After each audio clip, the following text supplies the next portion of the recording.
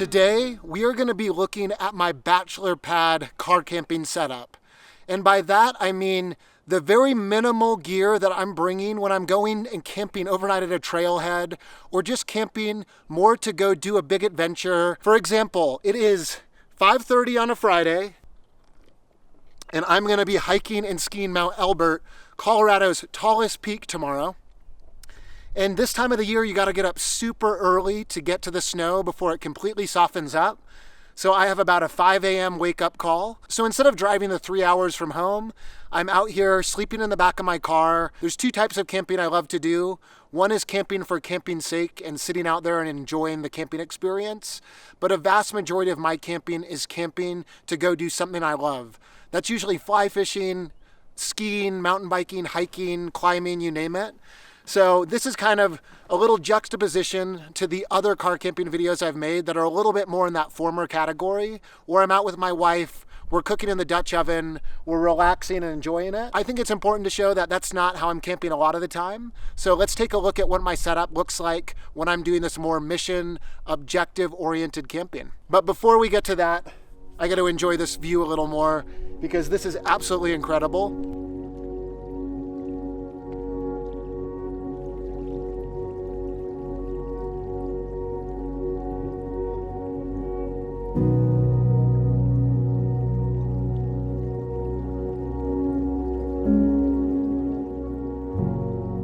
I found a spot above Twin Lakes here, high up on the four-wheel drive road that leads to the Mount Elbert trailhead. There is nobody around me. I'm just kind of a little bit below the snow line, and I can drive a little farther, but this seemed like the last place with a vista. There was an annoying wind earlier, but that's died down. It's warming up, and it's just absolutely gorgeous. I'm excited to get into the mountains tomorrow and do some skiing, but this camp spot is well worth coming here tonight no matter what. This is my first camping trip of 2024 actually, and excited to not only be camping in such a beautiful place, have this perfect weekend, have no one else around me, and also go get to ski some incredible mountains. With that, I'm gonna crack open a beer and I'll show you what my Outback looks like on this very minimal kind of overnight trip. One of the main things I did for the first time this trip is actually get my whole bed set up at home in my garage. It's pretty easy to set up, but I figured I had time earlier and it's one less thing that I have to do when I get to camp, so I can enjoy this beautiful views a little bit longer. I've got my super comfortable X-Ped Mega Mat Duo taking up the whole back of the car. The only annoying thing when I'm solo is this does take up my whole car, so I can't easily put my cooler and stuff on the side. However, I don't have a ton of gear on this trip, and with the Roofbox, I'm able to fit all my other gear, which is actually 2 different boots, 2 different skis, fly fishing gear, easily surrounding the bed. But it would be nice to maybe have a single side setup so I can have the cooler and other stuff for longer than kind of 1 or 2 night trips. I know I've shown this in my other videos, but in case you're new to the channel, one of the other big hacks for the Subaru Outback is to put your seat rest on backwards. That way it is flush with the seats and it supports the top of the mattress. So you just take those babies out and flip them around and you get a lot more support. As usual, I go a little overboard on the comfort of the back of the Outback here. One of the things I do is I have a sheet on my X-Ped Mega Mat Duo, which just makes it a little less slippery when the sleeping bag's on it and much more comfortable. And I'm definitely rocking 2 pillows and a blanket and a few other things. There's just so much room. I keep throwing it in because if my sleep's a little bit better, I feel better on the mountain tomorrow. It's well worth it. In terms of fitting everything in, I've shoved a ton of stuff behind the front seats. So I got a few pair of boots here. I've got running shoes. I got my camp chair, and on the other side, I have all my food. And up top here, I got my skis, my fly fishing gear, and kind of all the outdoor stuff. I still have plenty of room left over. I don't even have that much stuff in the front, which goes to show when you're one person in a big Outback, there's a lot of space. This is a bigger car than you think. And looking at the front seat here, again, I have plenty of room. This is where I'm keeping all my camera gear, my camping gear. I put it in a duffel bag. I usually like to travel with different duffel bags for different things. I also am putting my cooler behind my back seat here. I have multiple coolers that will fit in there.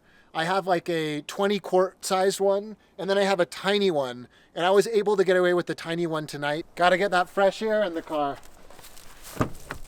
This time of the year, there's really no bugs, so I could probably just leave the window open, but I brought the mesh covering, so we'll use them. One other feature that's super useful when you're sleeping in the back of your car is using the level that's built into the Subaru. If you go to car information, you'll see your level both front and back and side to side. I always like to get that as close to level as possible, but it's definitely worth spending the time to find a level spot because you'll sleep so much better. And there's nothing worse than in the middle of the night, especially when you have two people, you both wind up on one side and you're too tired to do anything about it. With these early mornings, it's always so important to get your breakfast and coffee stuff all ready to go, because that 5 a.m. or earlier alarm always surprises you. So the more streamlined you can make your morning, the better. So I get everything ready to go, keep it all out, and that way it's all in one spot and I can just grab it, make some coffee. I'm gonna do some oatmeal tomorrow and hit the trail.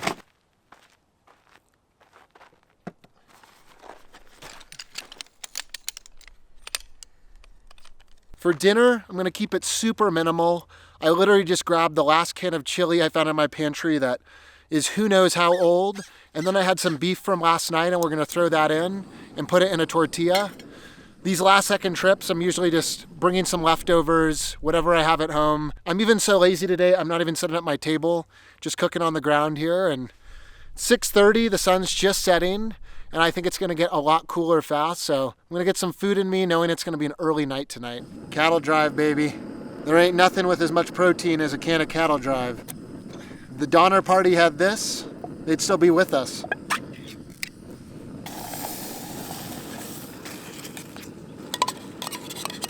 Got some beef and onions and garlic and a spruce her up with the leftovers.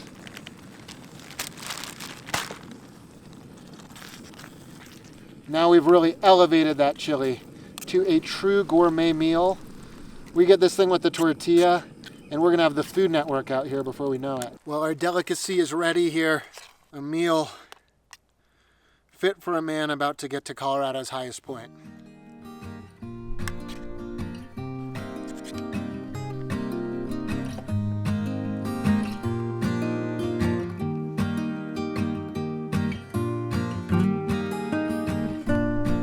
Got a grouse friend over here.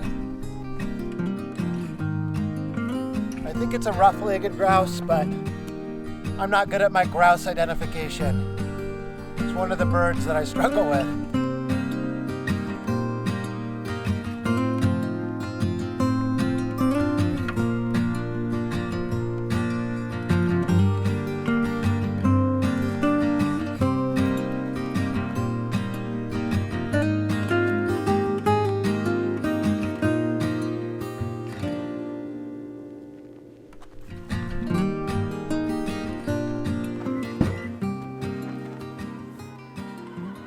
I think it's time for me to get comfortable here in the back of the car, do some reading, and relax for an early morning.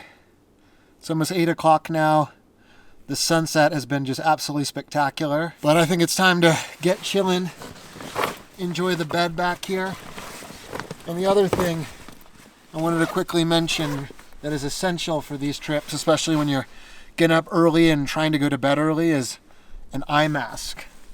It can be so bright still out, especially in the middle of the summer, that this thing comes in handy for these kind of missions. And I always bring earplugs as well, in case you get some crazy neighbors. But with that, thank you so much for checking out the minimal Bachelor pad style camping setup I have for my Subaru Outback Wilderness here. And if you haven't done so already, please like and subscribe this video. And if you want to see my skiing adventure tomorrow, stay tuned, as that will be out here shortly.